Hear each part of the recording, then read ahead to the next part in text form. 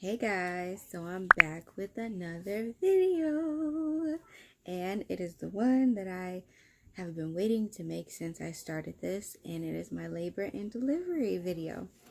I can honestly say this is 2 weeks post, almost 2 weeks post birth, that I'm still in awe, like 100% still in shock and awe that this is actually something that happened to me. Tomorrow will be 2 weeks for me since baby was born. He'll be 2 weeks old. Oh, my goodness gracious. Okay, let's get into the video. So, the day that I went in for induction was Wednesday, the 11th, and I was supposed to come in by 7:30. So that day, I was so calm and so peaceful. It was weird. Like, even for me, I was just like chill. The only thing that made me frantic was like low-key wanting to make sure I ate as much as possible, because my doctor told me basically once you get there in the hospital, they don't want you to eat anything at all until you give birth. And this is only my second, birth.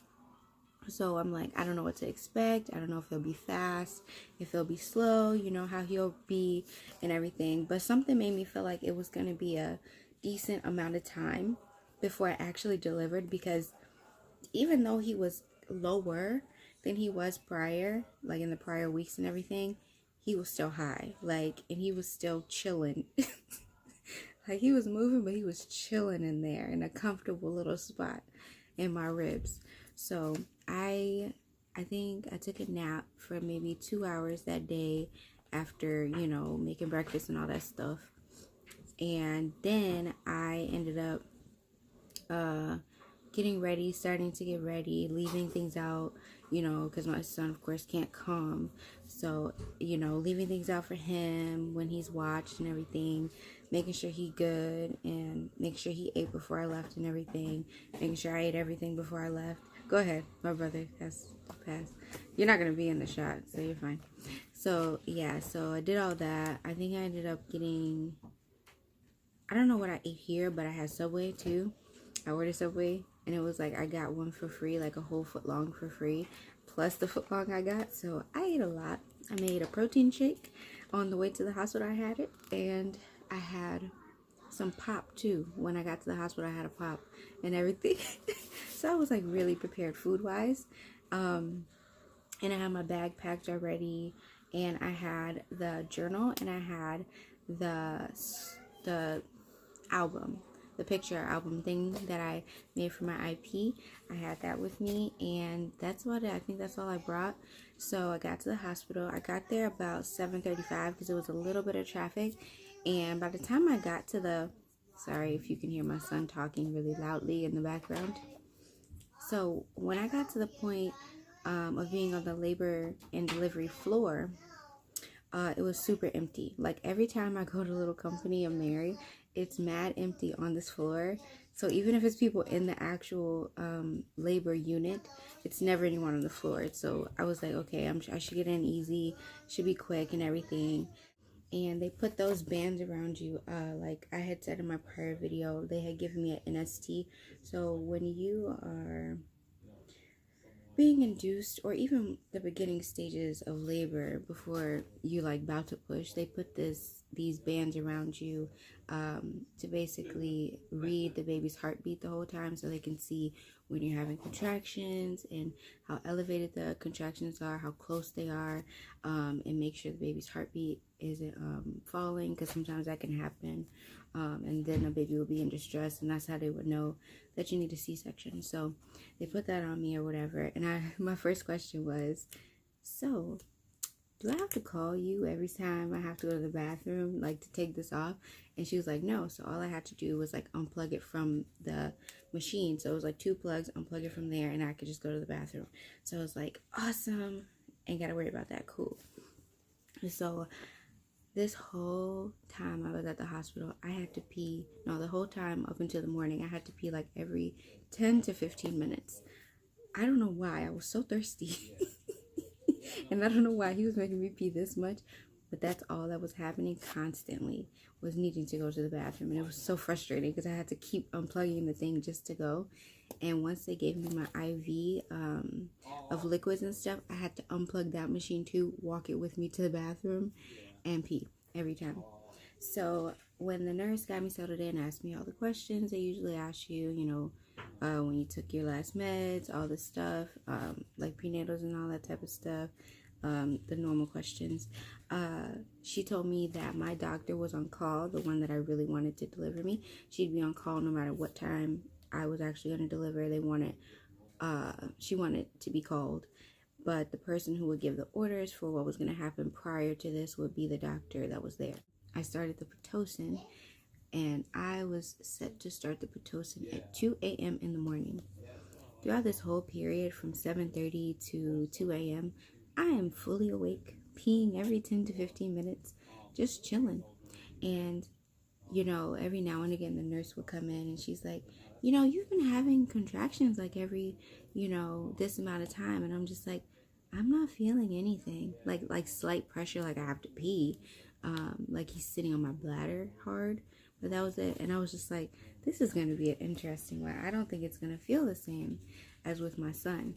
Because when I was in labor with my son, his bag partially open, so it was really different pain. This bag was not broken at all. They ended up having to break it. So at 2 a.m. they started me at 1 milliunit of Pitocin, and every 30 minutes they're supposed to rise at 1. So they said it could go all the way up to like 12 or 20 something, and I'm like, dang, that must suck if you get it that high. And so they did it, and I think I had gotten all the way up to maybe 5 milliunits. And I'm like telling them, they're like, you're having contractions every 5 to 7 minutes. And I'm like, I don't feel anything.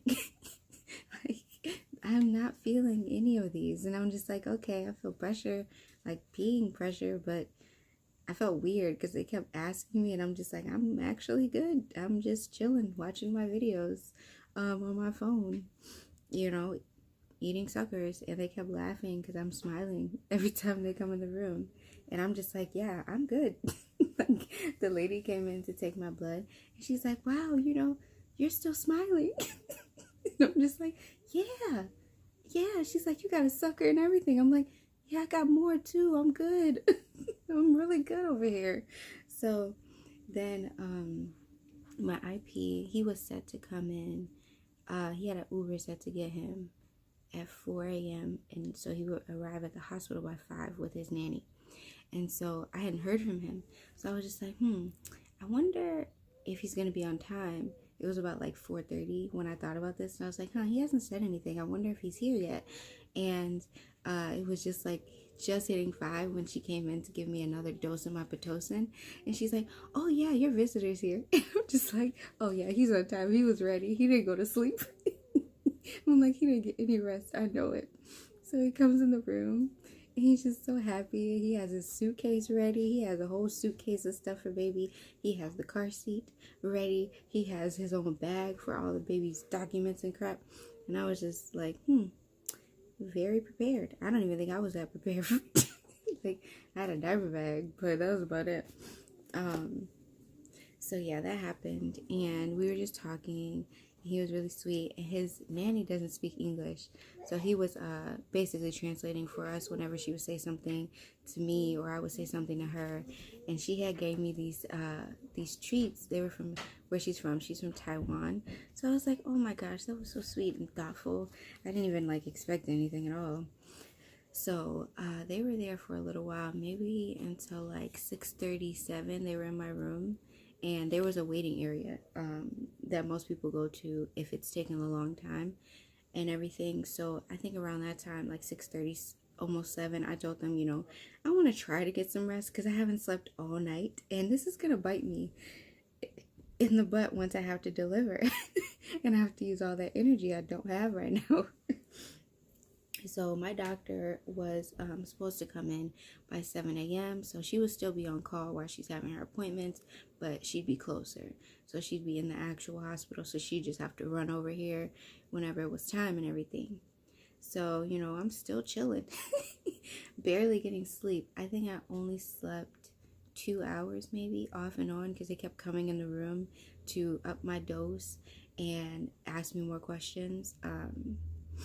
And so that was about that. I'm sorry, I'm looking at my paper because I know there's stuff I'm forgetting to say.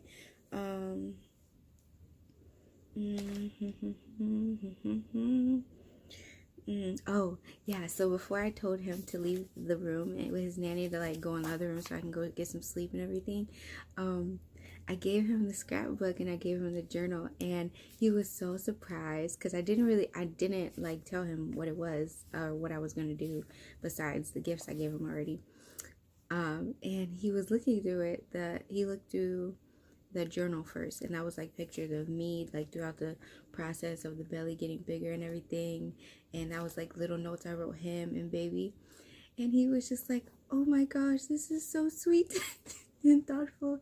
And he's just like, oh, I could show him one day when he's older, you know. And he was explaining that like a lot of people, you know, who do surrogacy, you know, don't technically always want to tell their children what happened or their story. And he's like, but I want to, and I'm just so happy to have this. And then he looked through the scrapbook album thing with all the pictures from the ultrasounds, and he was even happier because he's like, every visit I would send him pictures through the WeChat. But he's like, I saved all those, but this is the real thing. I'm so happy. And I was just like, yeah, you could see the full baby. You could see all of that through all the different, you know, visits and everything. So I was just, it was wonderful. And he had said a comment about hoping to stay in touch throughout the years. And I was just like, oh, that warms my heart. Like, in my head, I'm just like, I didn't walk in with any expectation to hear from him afterwards, any expectation of like him really even sending anything afterwards, you know, just to protect myself and my own feelings. I just was like, whatever happens, happens. I'm just grateful that I'm a part of it and that I could help him do this. But it was just so sweet to hear him say those things that he never had to say. It was just so nice. Like, every nurse that I had, I will say, were awesome. And I loved all of them, but the one that I loved the most was the one that helped deliver baby, and she was awesome. She was nice, and she was just so considerate and always asking like what I needed and what I wanted and different ways she could help me and everything. And she was the one who made me realize why I wasn't in pain the whole time. So it was closer to the time where they were thinking about breaking my water because he hadn't broken it yet. And I think this was maybe around 11 or 12. I think it was like 11 in the morning or something like that. And she's like, you know, it is so weird that you're not feeling these, but you know what might be happening? It might be because your water hasn't broken yet. So once that little bubble around him breaks, you're going to feel everything. She's like, I'm pretty sure that's what's going to happen. And when she said that, there was this wave of emotion that filled me with like fear. Because I'm like, oh no, she's right. Oh crap. I was like, well, just know, when I say I want that epidural, I want it as fast as possible. And don't believe me if I change my mind, you know, because it takes them 45 minutes to even get the person to come most of the time to get everything set up. So they came in finally and broke my water, I think maybe at 12 p.m. 12 in the afternoon. And side note, I felt so bad for my IP because he was waiting like this whole time. And he kept coming like, it's time yet? Are you closer? I'm just like, no, he doesn't want to come yet, I guess. I know he was so anxious. But yeah, so they finally came, broke my water, and I didn't feel anything at first. But oh, like 2 minutes later, I died to this first contraction I felt, because they were like at this point 2 to 3 minutes apart, super close. So I felt it and I was like, oh no. I think I'm gonna need that. And then she was like, do you want me to get it now? And I was like, wait, just let me feel one more. I want to see if I can do this. And she's like, okay, well, what's gonna happen right now is there's someone who's being rushed to get a C-section, and they have to get her ready and everything. So the person who would give you this epidural is going to be taken up. So if you want it, you got to let me know in like the next 10 minutes. So I felt that second. Oh my gosh, I felt that second contraction. I was like, oh no. And she was talking to me. She came back in the room because she had left. She was talking to me about her family. And I was listening to her. And then I had this terrible contraction. And as she's talking, and I'm just like, I'm listening. But I'm going to need you. I'm going to need you to go get her right now. Because there's no way I'm lasting no hour or whatever time it takes for this C-section. Go get her. Go get her. And so she ran to go get her. And it was literally not even 10 minutes later that the lady walked in my room and started prepping me for the epidural. And I was like, that's God right there. Because I went this whole, 7+ hours with nothing. I was good this whole time. And once I felt that contraction, I died. Oh no, we just gonna make this a comfortable experience. And he blessed me with 5 to 10 minutes of waiting in those contractions until I got my epidural. And that mess hurt. It hurt a lot. I had about maybe 5 or 6 contractions during her doing it. And let me tell you, it hurts. It hurts a lot to get an epidural that's stinging in your spine as you're having a contraction that feels like someone is trying to rip your whole vagina out of you. So TMI, sorry. I got carried away. But yeah, that was that happened. And once that epidural set in, I was good. I was chilling. And I was still waiting for some hours though. Like he was not trying to come. So I had fell asleep again, maybe 30 minutes and everything. My IP, he got food and everything with his nanny. They're good.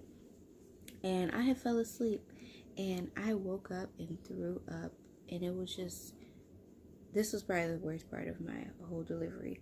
I woke up and I felt like I was going to throw up. And I started freaking out because with me, I don't like throwing up. I would try to swallow it. I would do anything. I don't do throw up.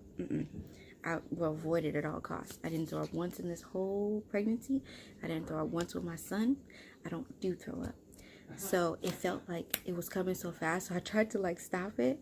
And I did for a second. Then it came back. And yeah, so I had to throw up. Did that. And then I couldn't breathe. And it was like, I called my nurse. And it was like a whole maybe 10 to 15 minutes. I couldn't like catch my breath. And I was coughing. Like I kept coughing. I couldn't catch my breath. And I was just like, this looks so bad because of everything happening in the world right now with the whole virus. I know it was so much worry coming along with that. So there was another doctor closer on call that came to help me or whatever. And she had a whole mask shield on. She had gloves. She had everything on. And she looked worried, like, to help me. And I felt so bad because I'm like, I'm not sick. I'm just choking because the way I'm laying down. And I had, there's a button that you could push to give yourself more of the Pitocin, like a certain dose every 15 minutes or so.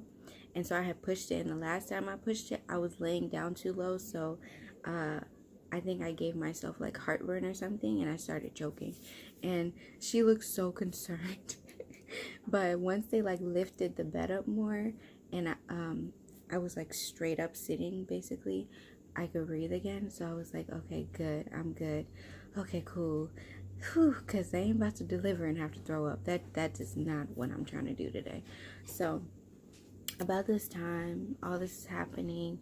They checked me again and I'm about 8 or 9, really, really close, or 7 or 8, really close, and a little bit more time goes by. All this time, like, nothing's happening. I'm just waiting, watching videos on my phone, passing out, texting my IP, letting him know the updates or whatever, and hearing people across the room dying to these contractions, and I'm just like, I made such a good decision.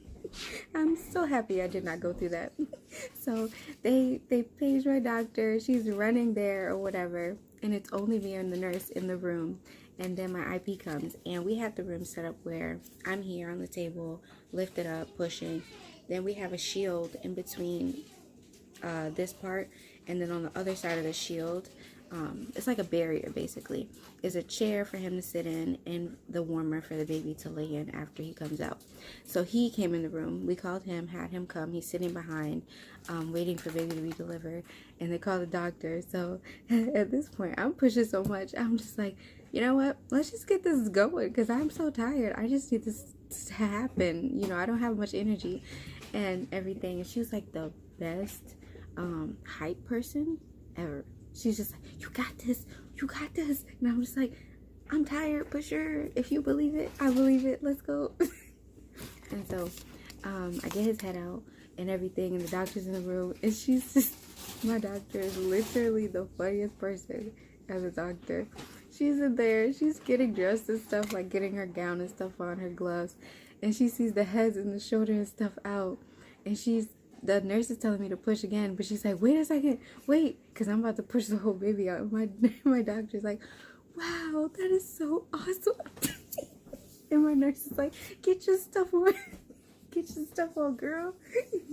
And she's like, oh, yeah, okay. And because they're cool. So they're just laughing at each other. And so she gets all her stuff on, and I do one more push, and he's out of there. And instantly, I could open my eyes and I had all my energy back, and I was like, yes, I did it. I couldn't believe it. I couldn't believe how much energy I had once he was gone though. Like he was literally making me that tired. And once I did that, I was good. And I looked and I was like, oh my gosh, he's so freaking cute. He was so freaking cute. He looked like a little doll.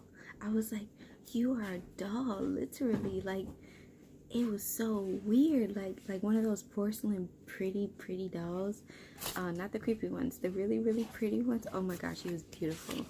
So he came out and cried right away, cleared that mouth. He was crying right away. I was like, thank you, no issues, thank you. And they took baby over to his dad, and he was so happy. And I just hear him talking to him, and he's just like, hi, he's saying his name, and then he starts talking in Chinese really fast. It was so funny. They're just talking, he's just talking in Chinese and everything, and they're checking him, making sure he's good, wrapping him up for the dad to hold and everything. It was so perfect. It all worked out so nicely. I did not tear, so I was so happy about that. And my doctor just talking to me as she's like fixing me up and everything. And once she took the placenta out, I felt even more energy. I was like, wow, it is crazy. Like, I feel energized right now. Like, I am good, you know. And I was just sitting there because watching everybody else's videos and everybody else's stories, you know, I didn't really know what to expect as far as my feelings. Like, once I actually did it, hearing the cry, seeing him go to the dad and everything. And I got to see his face first though, so I was happy I got to see his face, because it would be a while till I could see it, till they were done and everything and could move the shield. But like, I didn't know how I was gonna feel, but I was just sitting there smiling, because I'm like, I did it, bro. It's freaking awesome. So as she was like taking my placenta out and everything, I'm like, so the nurse told me you play video games. She's like, yeah, I do. We just started having a nerd moment, and she's talking to me about all the video games she plays. I'm just like, you're a cool doctor. I'm glad you're a doctor. One of the few that I'm happy is a doctor. So that happened. After that happened and they cleaned me up, I was good. They patched me up, gave me like the padded underwear type of nasty thing, so I wasn't bleeding all over the place. His nanny came in too to talk to the baby, and they're both just talking to him in Mandarin Chinese. It was just so cute. I was just like, y'all are so adorable right now. And after a while, like, I'm just still sitting there like smiling, like, I did it. Oh my gosh. It was funny because he was like I could hear him on his phone taking like 20 pictures of the baby. He's And I was like, he done already started the picture problem. The same one I had, taking too many pictures because you can't help it. And he was telling me that he had sent a picture to his translator, the one we both talked to, and everything. And I was just like, oh my gosh, that is so cute.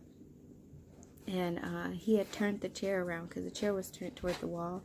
So when I was getting cleaned up, you know, he could be toward the wall looking at baby.